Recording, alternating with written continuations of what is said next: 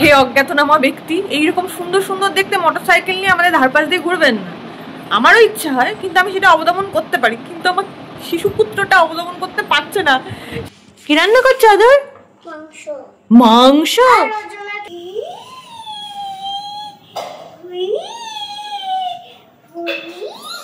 আর মধ্যে আবার বাটারফ্লাই আছে ওর টুপিতে।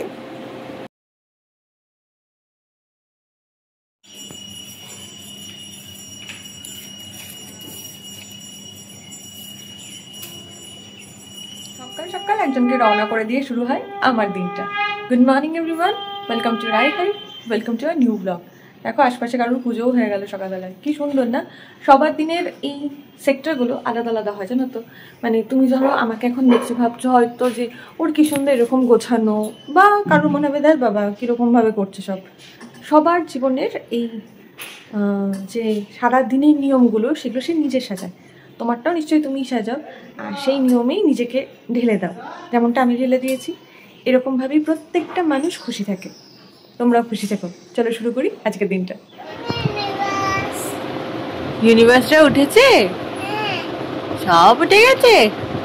পাখি, গাছ, কাঠবেড়ালি, আকাশ, সূর্য সবাই ঘুম থেকে উঠে গেছে। আর আমার আদরটা মোটরসাইকেল, সর্বনাশ। কাল আদর ফুচকা খেয়ে আসার সময় একজনের মোটরসাইকেল দেখেছে, অরেঞ্জ কালারের। হে অজ্ঞাতনামা ব্যক্তি, এইরকম সুন্দর সুন্দর দেখতে মোটরসাইকেল নিয়ে আমাদের ধারপাশ দিয়ে ঘুরবেন না। আমারও ইচ্ছা হয়, কিন্তু আমি সেটা অবদমন করতে পারি, কিন্তু আমার শিশুপুত্রটা অবদমন করতে পারছে না। সেই তখন থেকে লেগে রয়েছে, আমাকে ওই বাইকটা কিনে দাও, আমাকে ওই মোটরসাইকেলটা কিনে দাও, আমাকে ওই মোটরসাইকেলটা কিনে দাও। আমার স্বামী কোনোদিন চালাতে পারলো না, আমার কোনোদিন আর বাইকের পেছনে ওঠা হলো না। আমার ছেলে বাইকের পেছনে উঠবো ভাবছি, কিন্তু সেটা তো এই বয়সে সম্ভব না, আরেকটু বড় হতে দিন। এই সমস্ত সুন্দর সুন্দর বাইকগুলো নিয়ে এদিক ওদিক ঘুরে বেড়াবেন না, একটু গলিগুচি দিয়ে ঘুরে বেড়ান, যাতে মেন রাস্তায় আমাদের মতো এই অসহায় মেয়েগুলো না দেখতে পায়। একটু বুঝুন আমাদের কথাগুলো। আজকে আদর রোল খাচ্ছে, জ্যাম রোল। এই যাও, থালা ফাঁকা, কিচ্ছু নেই। আরো রোল খাবে? আর রুটি নেই বাবা, দুটোই ছিল।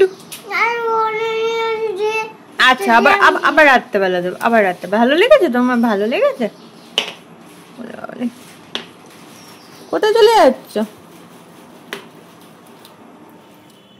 এগুলো মা কেটেছিল রান্না করার জন্য, হ্যাঁ, লাউয়ের খোলা। এখন সেগুলো দিয়ে আমার ছেলে রান্না করছে। কি রান্না করছো আদর? মাংস। ও, মেজদার জন্য মাছ বানিয়েছো, আর তুমি এগুলো মাংস রান্না করছো? তোমার কি খেতে বেশি ভালো লাগে খোকন? মাংসই ভালো লাগে খেতে। চিকেন না মটন? চিকেন। চিকেন বানানা, চিকেন বানানা। বলো তো, বানানা খেতেও ভালো লাগে বলো, তাই না?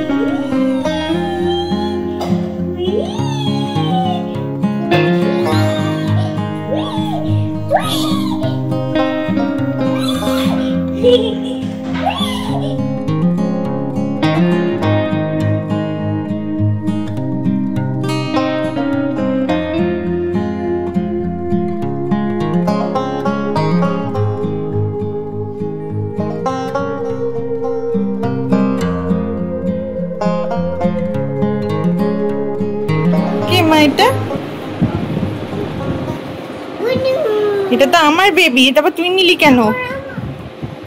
বোঝা, দাঁড়িয়ে ওখানে নিয়ে যাস না, ছোট্ট বুনু। এটা একবার অনুপ আমাকে কিনে দিয়েছিল, সেই সূত্রে এটা ওর বুনু। দেখো তুমি একটু, আরে টুপি খুলে দিস না, চুল খুলে যাবে। ভীষণই কিউট দেখতে, ভীষণই। তার মধ্যে আবার বাটারফ্লাই আছে ওর টুপিতে। খোকনের মতো দেখতে। দেখ তোর মতো কালারেরই জামা পরেছে। তোর মেরুন, ওর মেরুন, মেরুন মেরুন। ইয়ে কার বুনু ওটা? তোমার বুনু? বুনু নিয়েছে? বুনু নিয়েছে। বুনু, বুনুকে খাই দাও, বুনুকে খাই দাও। অমনি করে খায়, মুখ কলি সহ, কলি সহ দুধ খাই দিচ্ছ? ও মা গো, দুধ খাই দিচ্ছে গো, বোঝো কাণ্ড।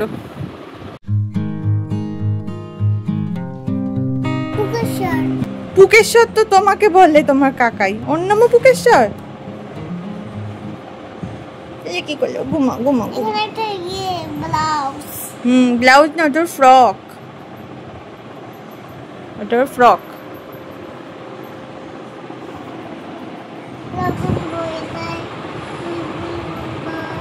আদরে বুনু ঘুমাচ্ছে।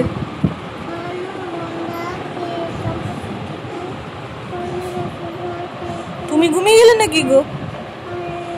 আদর, ঘুমটা কার পাচ্ছে? মুখটা দেখাও, চোখ বন্ধ কেন আদরে? আদরও ঘুমাচ্ছে, ও দাদা বুনু দুজন মিলে ঘুমাচ্ছে।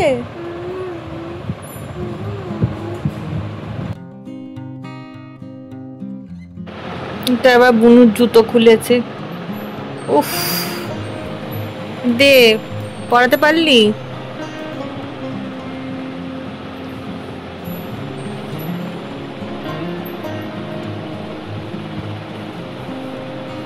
হ্যাঁ পড়েছে। টুপি তুলে দিল, টাকু বেরিয়ে যাবে। দেখো আদর আর আদরের বুনু দুজন মিলে কি করছে না? দেখছি ওরা বরং এদিকে এসব দেখুক, আমি ছাদে গিয়ে জামা কাপড়গুলো তুলে আনি, কারণ ছাদে জামা কাপড়গুলো সকালবেলা কাঁচা হয়ে গেছে, মেলা আছে, ওগুলোকে আমায় তুলতে হবে। চলো।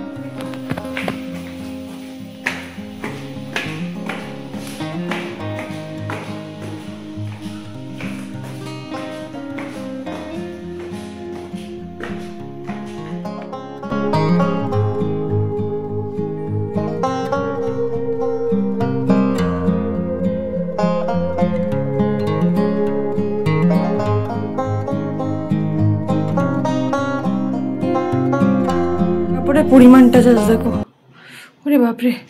ওগুলো কিছু হাতে কাচা ছিল, বারান্দায় রাখা, আর এগুলো হচ্ছে সব ছাদে মেলা ছিল। ভগবান, পুরো যা তা অবস্থা। না চুলটা ওপরে খুলিনি, দেখেছো তো, ক্লিপ লাগানো ছিল, এখন এসে খুললাম। ভেতরটা পুরো এই কয়েক মিনিটের মধ্যে পুরো ঘেমে গেল। এবার সঙ্গে সঙ্গে স্নান করতে যেতে পারবো না, কারণ এই গরমের সঙ্গে যদি এখন ঠান্ডা জল ঢালি, গরম ঠান্ডা লেগে যাবে।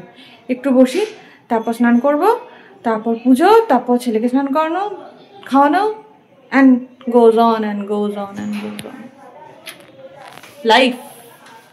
স্নানটা হয়ে গেছে, আদর এখনো ল্যাপটপ নিয়ে বসে রয়েছে। আমি টুক করে যাই, পুজোটা করে আসি, কারণ ওপরে ওকে নিয়ে যাওয়াটা ঠিক হবে না, প্রচন্ড রোদ, ও ছাদের মধ্যে দৌড়বে। আর বাচ্চাদের পায়ের চামড়া, কেন গোটা শরীরেরই চামড়া খুব নরম হয়, ওদের শরীরটাই তো তুলোর মতো, তো সেটা রোদে পড়লে বেশ ক্ষতি হবে পায়ের তলাটার। তার জন্য ওকে নিয়ে যেতে চাইছি না, যার জন্য এই স্ক্রিন টাইম মানে ল্যাপটপটা আমাকে দিতে বাধ্য হতে হয়।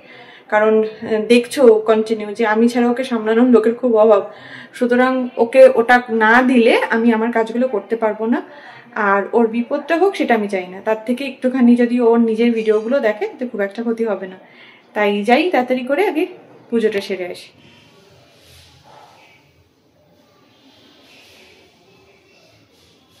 এসেছিলাম একা একা পুজো করতে, এই যে এটা কি ছাড়ে আমায়, ঠিক ল্যাপটপ দেখা শেষ করেছে, শেষ করে দৌড়ে চলে এসেছি।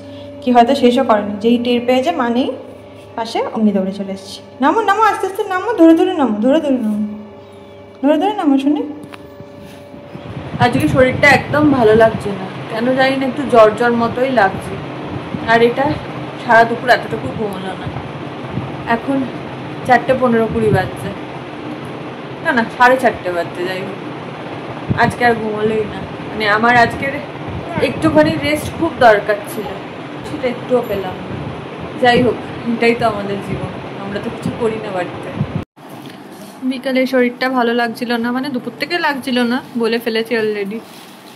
তাই বিকালে অনুপ মোমো এনেছে, কারণ স্যুপটা পাওয়া যাবে, বাড়ির স্যুপ। সারা সন্ধ্যা থেকে এর ঘরে ওর ঘরে ঘুরে খই নাড়ু এসব খেয়ে এখন খাবার নামে ঘন্টা। এই যে ও রুটিটা ওর বাবা রেডি করে দিয়েছে, ডাল দিয়ে ভিজিয়ে দিয়েছে, ও নিজেই হাতে করে খেয়ে নেবে।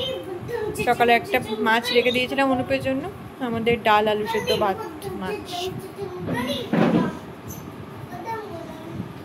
কি হলো, আর পারছো না? আজকের খাওয়া দাওয়া যা কিছু সব হয়েছে। আশা করি রাতে একটু তাড়াতাড়ি ঘুমোবে, আশা করি। সারা দুপুর যেহেতু ঘুমোয়নি, তারপর ভগবান জানে আর ও জানে। আজকে সবটাই অনুপকেই করতে হবে, কারণ শরীরটা এখন আরও খারাপ লাগছে। যাই হোক, আজকে শুয়ে পড়ি, আবার কাল দেখা হবে। Good night.